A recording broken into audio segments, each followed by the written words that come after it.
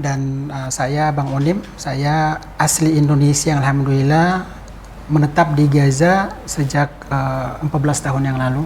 Dan pada saat saya keluar dari Gaza setelah tanggal 7 Oktober 2024 ini? 2023 Oktober saya keluar, November saya keluar.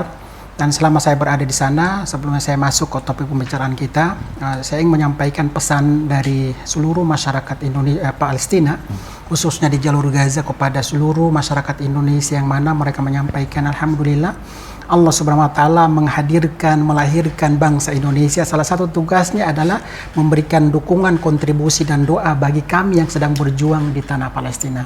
Nama Indonesia, bendera merah putih sangat akrab di hati masyarakat Palestina, khususnya di jalur Gaza. Karena mereka melihat bahwa ini adalah sebuah negara yang bukan negara tetangga, bukan negara Arab, tidak berada di gurun pasir, tapi cintanya, ukhuwahnya, persahabatan itu dekat banget dengan saudara-saudara kita yang ada di Palestina. Doa cinta dari masyarakat Indonesia itu luar biasa, sangat memotivasi dan mensupport saudara-saudara kita yang ada di Palestina. Sampai dengan saat ini kita melihat sendiri bagaimana sudah lebih dari 400 hari pembantaian, genosida. Tidak pantas kita menyampaikan tentang peperangannya. Kalau peperangan itu kan antara militer dengan militer. Tapi ini sudah militer, kekuatan nomor 4 di dunia, ternyata membantai bayi, membantai perempuan yang sedang hamil, menghancurkan rumah sakit, menghancurkan madrasah, menghancurkan masjid, menghancurkan gereja yang di dalamnya ada saudara-saudara kita orang Kristen sedang beribadah. Jangan-jangan lebih jahat dari jahiliyah ya?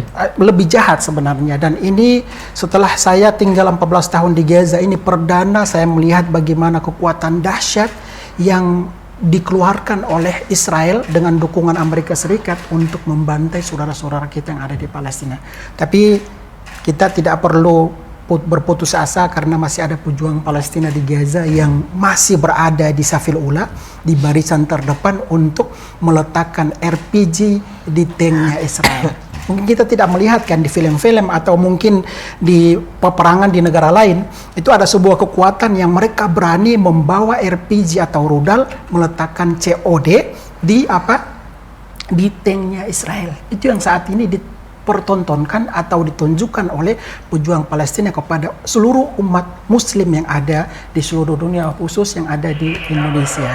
Jadi saya juga ingin menggarisbawahi bahwa isu Palestina itu tidak hanya kewajibannya masyarakat Palestina. Dan ini bukan perang ya? Dan ini bukan perang, tapi murni genosida, murni Holocaust terjadi di sana. Pembantaian terjadi di sana, pemerkosaan terjadi di sana, dan itu sudah diperlihatkan oleh Israel kepada seluruh dunia, terutama kepada negara tetangga, yaitu negara-negara Arab. Tapi pertanyaannya, sudah sejauh mana negara Arab tersebut peduli dan all out untuk memberikan dukungan kepada saudara-saudara kita di Palestina? Seperti yang sudah antum sampaikan, sangat memprihatinkan sebenarnya negara tetangga yang mereka satu gurun pasir, yang satu suku, tapi kok tidak berani. Bahkan yang lebih berani adalah mata cipit, yang lebih berani adalah orang yang tidak bertetangga dengan negara Palestina, yaitu Indonesia. Seperti yang tadi saya sampaikan bahwa apa yang disampaikan, statement disampaikan oleh Wamenlu, saya baru temu tadi dengan Bapak Anies Mata, ini adalah sebuah gebrakan, sebuah pesan yang menusuk langsung ke jantung Tel Aviv dan juga Gedung Putih, bahwa Indonesia walaupun jauh, tapi kami memberikan dukungan ini atas landasan amanah konstitusi, bahwa penjajahan di atas itu harus dihapuskan karena tidak sesuai dengan peri kemanusiaan dan peri keadilan. Yang pertama. Yang kedua, Indonesia sudah merdeka lebih dari 78 tahun. Salah satu mungkin kita meraih kemerdekaan yang pertama atas hidayah atau keberkahan dari Allah SWT. Yang kedua, mungkin dengan doa khusyuk dan ikhlas dari saudara-saudara kita di Palestina. Saat ini umat Islam di Indonesia, non-Muslim Indonesia sudah menikmati kemerdekaan, tapi salah satu negara yang pernah memberikan dukungan kemerdekaan masih dibantai saat ini. Nah, pertanyaannya, sudah sejauh mana Indonesia memberikan kontribusi dan dukungan bagi saudara-saudara kita di Palestina? Hadirnya Wamenlu Bapak Anies Mata di Qimatul Arabiyah wa Islamiyah KTT luar biasa di Riyadh, ini adalah sebuah pesan yang luar biasa. Yang pertama, saya sampaikan tadi kepada Bapak Anies Mata, kehadiran antum di KTT dan kehadiran antum atas izin Allah menjadi Wamenlu, ini menjadi angin segar buat muslimin dan juga masyarakat Palestina. Dan juga hadiah secara langsung hadirnya Bapak Anies Mata sebagai hadiah kepada saudara-saudara kita yang ada. Hadiah ya? Hadiah luar biasa, sampaikan. Antum mawjud fi wizaratul kharijiyah, hada hadiah al-azimah la sya'ab Palestin. Kehadiran antum di Kementerian Luar Negeri ini menjadi angin segar dan hadiah yang luar biasa kepada saudara-saudara kita yang ada di Palestina. Pada saat boleh menyampaikan dengan bahasa Arab yang fasih luar biasa di hadapannya orang Arab sendiri, yang harusnya mereka lebih berada di barisan terdepan untuk membantu saudara-saudara mereka sesama orang Arab. Tapi kenapa yang justru lebih kental dan juga tegas memberikan dukungan adalah Wamenlu sendiri? Pandangan Bang Onim, ya, walaupun dari sini tentu, bagaimana sih perasaan bangsa-bangsa Arab dalam KTT tersebut, dalam pengertian elit dulu, di luar masyarakat. Masyarakat tentu sudah kita saksikan reaksinya lewat sosial media, lewat media.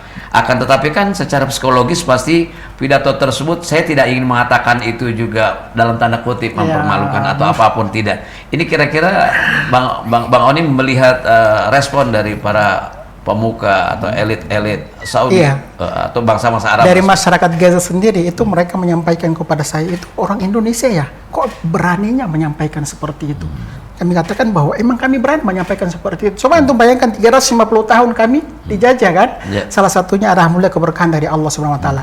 Dan juga tentunya kehadiran Wamenlu di KTT tersebut juga membangunkan, mencolek, membangunkan bahwa hei bangun. Kenapa kelamaan tidur? Sudah 400 hari antum tidur, ya kan? Tetangga antum dibantai, antum mendengar bagaimana pembantaian dentuman bom, tapi kenapa masih tidur? Kita bangunkan. Jadi sebenarnya secara tidak langsung itu juga apa namanya ya, bahasa kasarnya mempermalukan mereka sebenarnya, untuk membangkitkan bahwa ada orang asing yang membangunkan kita, ada orang asing yang tidak berbahasa Arab membangun kita. Tapi alhamdulillah mereka juga bersyukur bahwa ada orang asing, satu ukhuwah, satu akidah yang mengingatkan kita. Kan mereka juga manusia, walaupun punya kekuatan kan, minyaknya ada di mana? Ada di sana, di Arab Saudi. Punya kekuatan militernya luar biasa. Tapi kok kita diingatkan oleh orang asing sendiri. Jadi saya sendiri sebenarnya selaku perwakilan dari masyarakat Palestina khususnya di Gaza menyampaikan terima kasih sudah mengingatkan, sudah membangunkan orang sedang tidur yang pada hakikatnya negara tetangga mereka sedang dibantai dengan luar biasa. Kan yang sedang diperjuangkan oleh para pejuang Palestina, baik itu yang di dalamnya sendiri ataupun bangsa seperti kita Indonesia, bukan persoalan ras. Benar sekali. Bukan persoalan agama pula. Ini persoalan kemanusiaan. Ya, harusnya justru yang mohon maaf misalnya bangsa-bangsa Arab kan sangat dekat dan penghuninya kan rasnya hampir sama gitu. Harusnya dia lebih gigih memimpin gitu.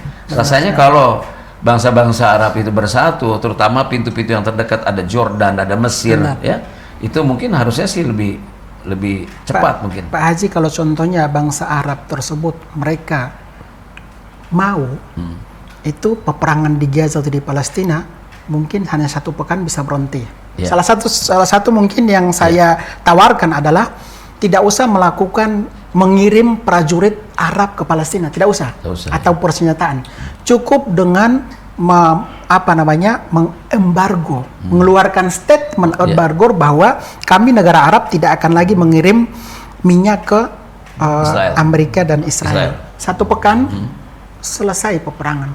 Tapi kok belum terpikiran juga seperti itu. Nanti geopolitiknya akan bicara Ustadz Zulkifli memahami betul bagian apa lagi sekarang Trump sudah mulai terpilih. Pasti eskalasinya akan berubah lagi dan kedepannya saya tidak tahu prospek seperti apa. Tapi paling tidak seperti antum katakan tadi, sesungguhnya kalau Amerika mau saja menghentikan Israel selesai sudah gitu. Kalau Amerika hari ini bilang dalam 1 jam kemudian berhenti peperangan, berhenti peperangan.